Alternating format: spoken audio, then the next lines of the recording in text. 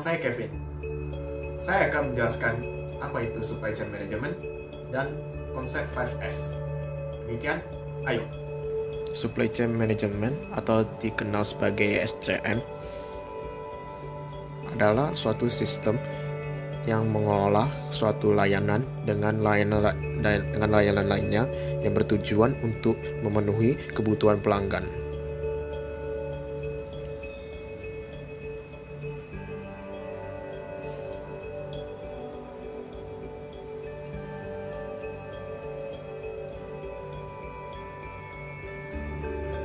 Proses pemenuhan kebutuhan pelanggan ini dimulai dari penyediaan barang mentah hingga pengiriman barang kepada pelanggan.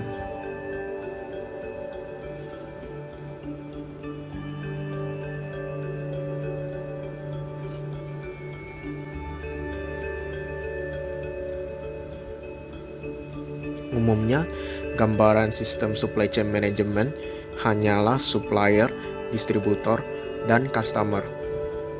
Akan tetapi, pada kenyataannya, sistem supply chain management ini akan melibatkan banyak pihak. Supply chain management juga mengaplikasikan bagaimana suatu sistem jaringan pada kegiatan produksi dan distribusi dari suatu perusahaan yang dapat bekerja bersama-sama untuk memenuhi kebutuhan konsumen.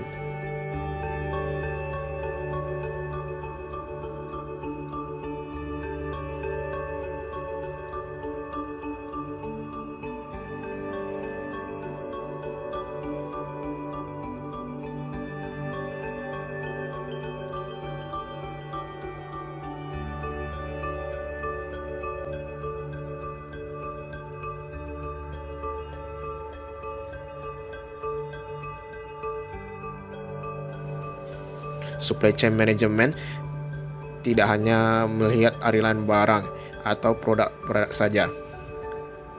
Akan tetapi, supply chain management juga memproses aliran keuangan. Aliran uang yang diproses bisa dari hulu ke hilir ataupun dari kebalikannya juga. Supply chain management memiliki beberapa prinsip dalam penerapannya, antara lain yang pertama, membagi pelanggan berdasarkan kebutuhannya. Kedua, menyesuaikan jaringan logistik berdasarkan pelanggannya. Ketiga, menambahkan nilai tambah untuk layanan kepada pelanggan. Dan keempat, mengembangkan supply chain dengan menggunakan teknologi yang sudah ada.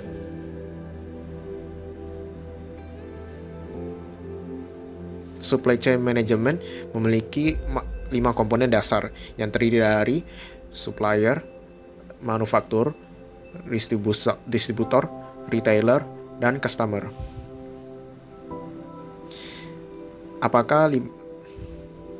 Yang pertama yaitu supplier. Supplier adalah pihak yang menyediakan bahan mentah, baik itu bahan baku, suku cadang, ataupun barang-barang lainnya. Kedua, manufaktur. Manufaktur adalah pihak yang melakukan produksi barang, merakit, membuat, atau finishing barang. Ketiga, distributor. Distributor adalah pihak yang menerima hasil produk dari manufaktur sebelum mulai disalurkan lagi ke pengecer atau retailer. Distributor ini tidak harus ada di supply chain management, karena di era internet seperti sekarang ini, perusahaan bisa menjual barang mereka langsung kepada customer-nya. Misalnya saja melalui website ataupun marketplace. Sehingga pihak distributor dalam hal ini bisa dihapuskan. Keempat, retailer. Retailer atau bisa disebut juga sebagai pengecer adalah pihak yang menerima produk dari hasil distributor dan harus dijualkan kembali kepada pelanggan. Kelima, pelanggan. Pelanggan adalah pembeli atau pengguna barang, di mana ia adalah pengguna akhir yang melakukan aktivitas pembelian.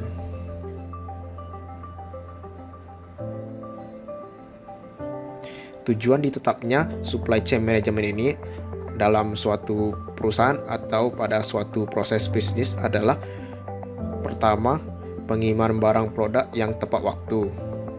Dengan supply chain management ini diharapkan rantai pasok bisa berjalan lebih efektif sehingga produk yang dikirimkan bisa sampai pada tangan pelanggan. Kedua, mengurangi biaya. Supply chain management ini akan berkurang biaya agar proses dari produksi bisa diminimalkan. Dengan kata lain, apabila biaya yang dikeluarkan sedikit, maka perusahaan akan dapat menguntungkan lebih banyak. Ketiga yaitu memaksimalkan hasil dari semua supply chain.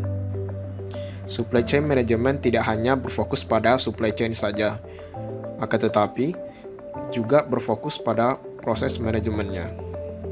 Manajemen yang baik pada supply chain akan dapat memaksimalkan semua sumber daya yang dimiliki oleh pihak supply chain.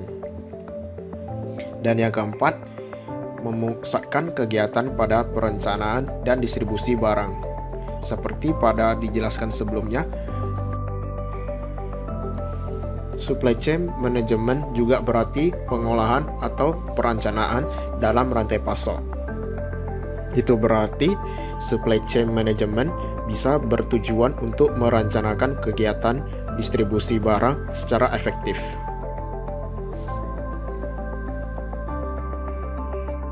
Supply chain management dalam penerapannya akan memiliki beberapa manfaat. Pertama, memanfaatkan hasil semaksimal mungkin. Pengolahan rincian yang tepat bisa berpengaruh pada pemanfaatan aset yang maksimal. Kedua, meningkatkan tingkat kepuasan pelanggan. Apabila aset sudah maksimal, tentunya akan berpengaruh pada proses distribusi barang. Distribusi barang bisa menjadi lebih cepat dan barang akan lebih cepat sampai kepada pelanggan. Ketiga, mengembangkan perusahaan menjadi lebih besar lagi. Keuntungan yang didapatkan setelah memaksimalkan aset bisa digunakan untuk mengembangkan perusahaan agar perusahaan lebih besar. Dan yang keempat, menurunkan biaya operasi.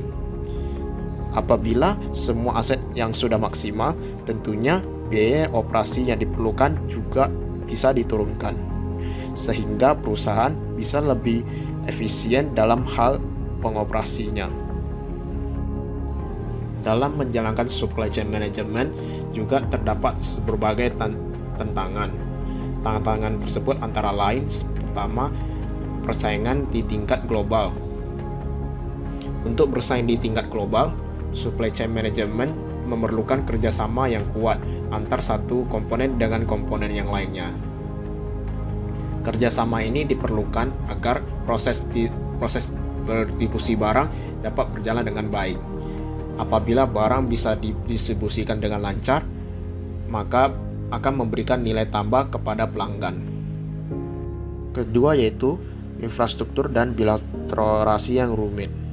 Untuk bisa membangun supply chain yang baik, diperlukan infrastruktur yang baik. Infrastruktur ini dapat merupakan kendaraan, gedung, peralatan, atau peralatan mesin. Hal ini tentunya akan sangat berpengaruh pada proses supply chain itu sendiri. Birokrasi untuk mendirikan suatu perusahaan di Indonesia tidaklah mudah. Diperlukan beberapa syarat agar suatu perusahaan bisa didirikan, seperti misalnya surat pendirian perusahaan, notaris, dan lain-lainnya. Hal ini tentunya bisa menghambat proses pendistribusian barang, karena barang yang didistribusikan teruslah dibawa wewenang suatu badan usaha. Ketiga, kendala komunikasi antar organisasi. Sistem supply chain manajemen yang baik haruslah bisa saling berkomunikasi antara satu bidang usaha dengan bidang usaha lainnya. Apabila komunikasi yang berjalan antar perusahaan bermasalah, maka proses pendistribusian juga akan bermasalah. Hal ini juga akan berakibat pada citra produk atau perusahaan. Apabila tidak ditangani, maka perusahaan akan dicap jelek oleh pelanggan. Baiklah, saya akan menjelaskan apa itu 5S dan mengapa 5S ini sangat penting di berbagai industri. Dan yang terakhir, kalian akan mengetahui dari mana asalnya 5S ini. Baiklah, mari kita mulai dari apa itu 5S. Bagi yang pernah bekerja di perusahaan Jepang, mungkin Anda tidak akan asing lagi istilah 5S. Sebagai besar perusahaan-perusahaan Jepang menerapkan konsep 5S ini sebagai fundamental atau dasar dari manajemen. Pengertian 5S itu sendiri adalah metode untuk mengatur dan mengelola tempat kerja menjadi tempat yang lebih baik secara kelanjutan. Dari pilar manajemen DPO atau Distribution Process Optimized, 5S adalah blok fundamental yang memberikan landasan bagi semua yang kita lakukan. Lebih dari sekedar cara, ini membuat kita lebih berpikir permanen untuk membantu kita mengelola perusahaan dengan cara yang terbaik. Mari kita percaya sendiri origin dari 5S ini. Ketika orang mengacu pada 5S, maka biasanya merujuk pada 5 kata Jepang, dimulai dari S. Tetapi dampaknya bertentangan dengan apa yang diasumsikan banyak orang. Jadi, origin dari 5S ini mungkin bukan berasal dari Jepang. Faktanya adalah Henry Ford dengan konsep Kendo, yaitu terdiri dari cleaning up, arranging, neatness, discipline, ongoing improvement. Tampak dari menjadi pendahuluan yang lebih jelas apa yang kita sebut dari 5S hari ini. Dan itu sebenarnya tampak lebih logis karena Jepang mempelajari metode Ford tidak lama setelah perang berakhir. Isi dari 5S yaitu pertama seri atau short, dengan membuang barang yang tidak diperlukan.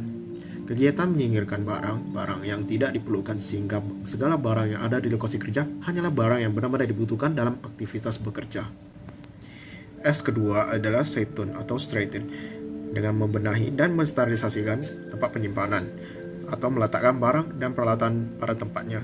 Segala sesuatu yang harus diletakkan sesuai posisi yang telah ditetapkan sehingga siap digunakan pada saat diperlukan. Buatlah cara untuk mengatur materi secara visual yang akan mempercepat proses pencarian. Saat mengatur, buatlah pesan atau menggunakan label untuk menetapkan semua barang pada lokasi yang tepat. S ketiga adalah setso atau sweep atau sign, membersihkan tempat kerja agar bebas dari debu dan sampah. Kegiatan membersihkan alat, peralatan dan daerah kerja sehingga segala peralatan kerja tetap terjaga dalam kondisi yang baik. Setso itu sendiri lebih dari sekedar tindakan. Setso adalah sikap. Dengan Anda membersihkan, Anda membuat standar yang membuat tempat kerja adalah lebih baik untuk semua orang. Selalu memeriksa lingkungan sekitar Anda untuk masalah maintenance. Menjadikannya rutin Anda untuk membersihkan secara teratur daripada menunggu debu menumpuk. Bagaimanapun juga, lingkungan kerja yang bersih adalah lingkungan kerja yang aman. S keempat adalah seiketsu atau standardize, mempertahankan tempat kerja agar tetap bersih dan rapi. Kegiatan menjaga kebersihan pribadi sekaligus mematuhi ketiga tahapan sebelumnya. Misalnya, buatlah inspeksi yang konsisten untuk menyortir, mengatur, dan membersihkan ke dalam 5S yang menetapkan tanggung jawabnya untuk setiap area kerja. Buatlah daftar raci untuk mengetahui tanggung jawabnya masing-masing dan one point lesson untuk mendukung dan mempertahankan 5S. S kelima adalah seiketsu atau self-discipline, disiplin diri sendiri. Memelihara kedisiplinan pribadi masing-masing pekerja dalam menjalankan seluruh tahapan 5S. Yang paling penting dan juga yang paling sulit, menciptakan kebiasaan untuk 5S dari kehidupan kerja di hari kerja normal, dengan menggunakan daftar periksa audit, melacak peningkatan dan mengenali upaya 5S untuk mengarah ke 5S berkelanjutan. 5S dapat digunakan di mana saja oleh semua orang. Dari keseluruh penjelasan dapat disimpulkan bahwa 5S ini sangat penting.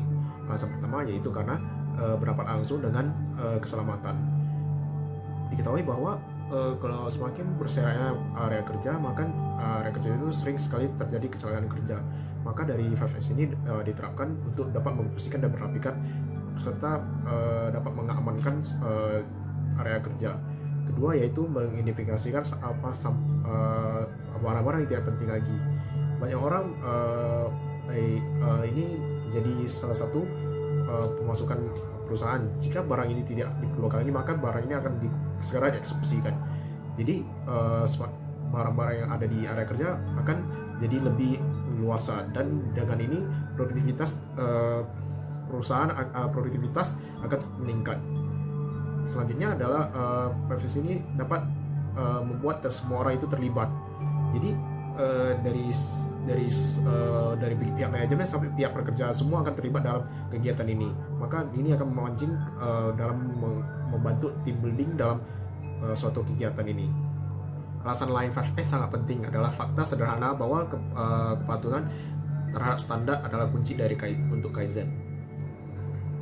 Baiklah, sekian dari video saya. Terima kasih telah menyaksikan.